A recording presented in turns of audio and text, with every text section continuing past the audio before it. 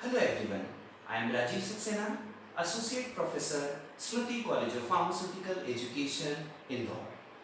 In today's video lecture, we'll discuss about the evaluation of microbiological stability of pharmaceutical preparation in the presence of a preservative. We know that the pharmaceutical preparation are intended to be utilized by the patient, and the quality of the pharmaceutical products plays a very important role. If the quality of the pharmaceutical product is not up to date, then it may causes certain health hazards to the patient. And again, if the quality of the product is not at all good, then what will happen? The manufacturer will go into loss because that product will not be accepted in the market. So every pharmaceutical firm or industry or a company invests a lot in order to go for the production of a very quality wise, a very good products. In every industry, they used to follow various guidelines which comes under the category of good manufacturing practices. So these good manufacturing practices assures that whatever the product that we are manufacturing in the industry, it is as per the regulatory guidelines and the product will have the highest quality, so that it will be safe for the use by the patient, and also the manufacturer will have a very stable product in the market, because we know that the product will only be accepted by the market if it is having a very good quality. But we also know that the pharmaceutical product can be contaminated by different categories of the microorganism, and the spoilage of the pharmaceutical product by different microorganism is again very common. So the pharmaceutical industry add a protective element in the pharmaceutical preparation that we call as a preservative. We have already discussed so much about the preservatives in our last video. We know that the preservatives are the agent that inhibits the growth of the spoiling microorganism which may be involved in the spoilage of the pharmaceutical product. So every pharmaceutical product is having certain microbiological limit, and if the number of microorganism is more than the microbiological limit, then we also know that the preservative may not work. So these GMP guidelines will actually help us in order to assess, in order to maintain the quality of the product under the microbiological limits. But still, in a pharmaceutical preparation, in every pharmaceutical preparation, for the safety of the product, we can go for the addition of the preservative. We can take few examples, like we can talk about the tablet. Tablet, we know that it is a unit solid dosage form. It can also consist of the preservative, like we can go for the addition of the methyl paraben at a percentage of 0.1. Next, we can talk about the injections. Injections, we know that the injections are actually the sterile preparation, and if it is sterile, then we know that there is no viable microorganism should be present in the preparation. But again, for the safety of the product, for the safety of the patient, we can again go for the addition of different categories of the preservatives. Like we can go for the addition of phenol 0.2 to 0.6%, we can go for the addition of Cresol 0.2 to 0.5%, we can add benzyl alcohol, we can add thiomersal. So in this type of preparation which comes under the category of the sterile product, even in that case we can go for the addition of the preservative. Similarly, we can talk about the eye drops. Eye drops are also coming under the category of the sterile product. But still, in the eye drop also we can go for the addition of the preservative like benzalkonium chloride, like phenyl mercuric nitrate in the percentage of 0.002%. Next, if we are talking about some liquid or mixtures, maybe some syrups and elixirs, they also contain different categories of the preservative. Like for example, we can go for the addition of bronopol, then methyl paraben, chlorocresol, alcohol at different set percentage of the preservative. Even if we are talking about the semi-solid preparation, maybe we can take the example of the cosmetic preparations. So these type of preparation also consist of various types of the preservatives. Like we can go for the addition of chlorotoluene, dichlorobenzyl alcohol and different other categories of the preservative. Sometimes these preservatives are added alone and sometimes the combination of the preservative can also be added in order to provide a very broad spectrum protection to the pharmaceutical product.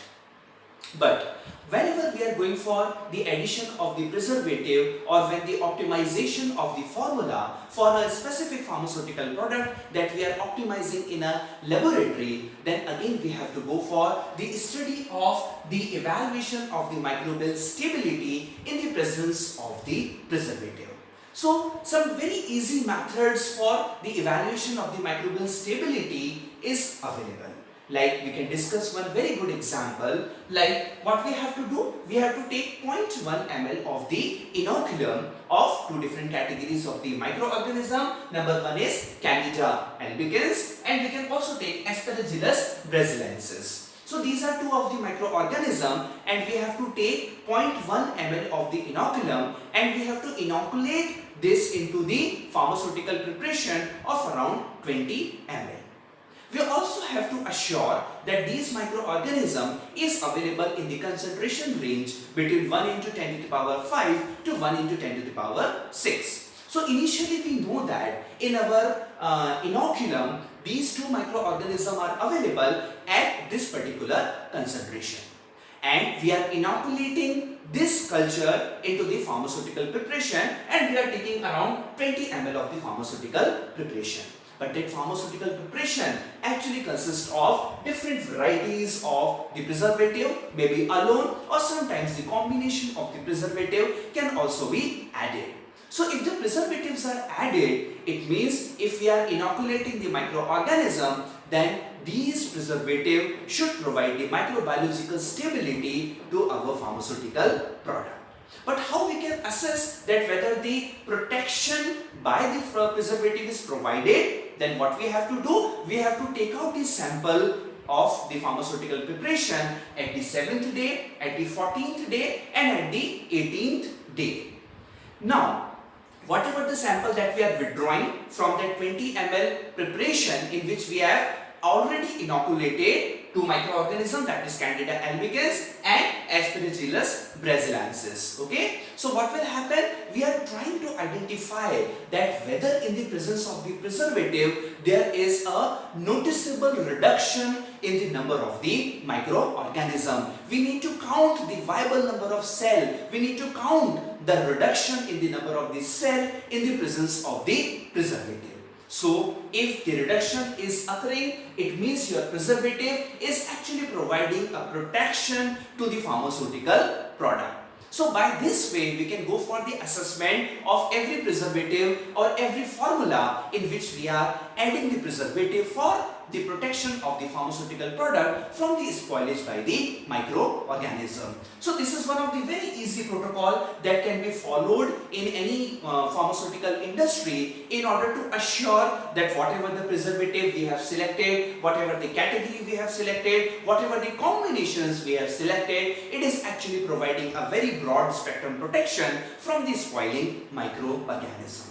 But apart from this, there are few patient-related factors that also need to be kept in mind by the patient before it is used by the patient, or when the patient is actually consuming the product, then definitely some of the point that also should be considered by the patient. Like the product should be kept away from the reach of the children, then it should be stored away from heat and light, because we know that in the presence of the heat, in the presence of the light, maybe the efficiency of your preservative can be reduced. We know that when we go for the purchase of the pharmaceutical product, then some labeling instructions are available over the product. So one of the very common labeling instruction is like the product should be kept away from the heat and it should be away from the light. So one of the factor of because which we are writing this type of labeling instruction is because maybe in the presence of the heat, maybe presence in the excessive light, the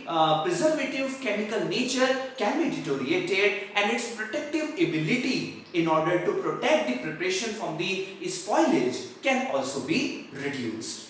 Then some more instruction like do not keep in refrigerator. Then again it is one of the common instruction that is written on the pharmaceutical product. Then discard after expiry date. We know that in every pharmaceutical product we have seen that some expiry date or the shelf life of the product is always there. So what is exactly the meaning here if we are talking about the microbiological stability? Because till that period where the expiry date is written, your preservative will have a efficient power in order to protect the pharmaceutical product from the spoilage. But after that particular date, the preservative power of the preservative can be reduced. And if the preservative power will be reduced, then the pharmaceutical product will be very prone to the contamination by the microorganism. So two things is actually happening at the end of the expiry date or after the expiry date. Number one is your API is no longer that much able in order to give you the proper treatment for the disease. And second, your product is not stable if you are talking about the microbiological stability. So maybe various harmful bacteria can be cultivated into your pharmaceutical preparation. And if the patient is consuming that product after the expiry date or after the shelf life of the product, then definitely various contaminating microorganism or the microorganism that can have certain health hazard can be entered into the patient's body and can cause a very serious harm. So these patient related instruction should be followed by the patient, and the industry should always follow the GMP guidelines in order to produce a very good, quality wise, a very good product.